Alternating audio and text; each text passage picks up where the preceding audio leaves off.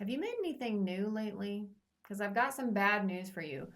Most people stop making new things when they stop being students. But I'm here to tell you, as a teacher of songwriting, that I think I'm a good songwriter and I think I'm a good teacher because I've never stopped being a student of songwriting. In their book, Art and Fear, David Bales and Ted Orland talk about how most people stop making new art when they stop being students of art. I'm talking about any kind of art: songwriting, filmmaking, photography, poetry. If you want to be a maker of new things, you've got to continue to be a student of that art form. So I teach songwriting to college students, and in my level 1 class, we start with a couple books that I'd highly recommend for anyone who's looking to take their hobby and turn it into a craft. The first one is Beginning Songwriting by Andrea Stolp. And the next one that I do with my college freshmen is Jeff Tweedy's How to Write One Song. Jeff Tweedy, the singer and songwriter of the band Wilco. I highly recommend both of those books, but I'll tell you what, after teaching songwriting classes for years, I couldn't find one book that I thought covered all the topics I wanted to cover with my freshman level songwriters. And so I actually wrote a book.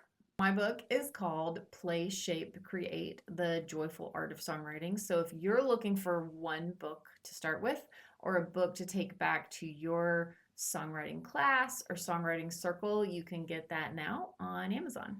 But enough promoting my book, back to the lesson. So why do I recommend reading books if you want to be a better songwriter? I'm going to take an activity that Jeff Tweedy mentions in his book, but I think Jeff Tweedy actually borrowed this activity from Natalie Goldberg, from her book that came out many years before called Writing Down the Bones. I would also highly recommend this book for songwriters or any type of person who's interested in creative writing. It's an essential text.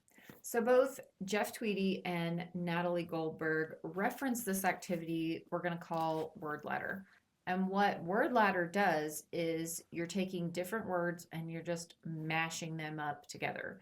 And when we're taking these two different words and mashing them up together, it can help us generate ideas for our writing or our songs. It can create interesting metaphors. It can just be a spark of inspiration to get the juices flowing. So what you're going to do for word ladder is to create 2 columns of words. We're going to create 5 random nouns and 5 random verbs, just in a list.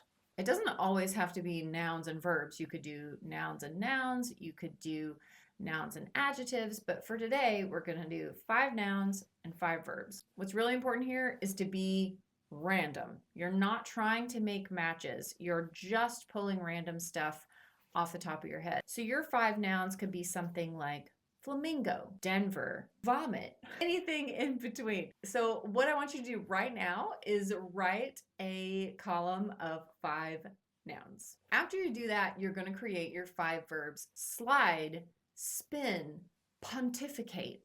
Don't just go for run, walk, sit, jump. Now here's where it gets fun. You're going to take your 5 random nouns and your 5 random verbs and you're going to combine them together in interesting ways. You're going to make pairs. So when I did this, I got the combination lurch and ashtray. What does that mean? Maybe I could say the ashtray lurched across the floor. Is that a great lyric? I don't know, but I wouldn't necessarily have put those 2 words together. And instantly when I combine those 2 words, I am enabling a noun to do something through a verb that it wouldn't normally do.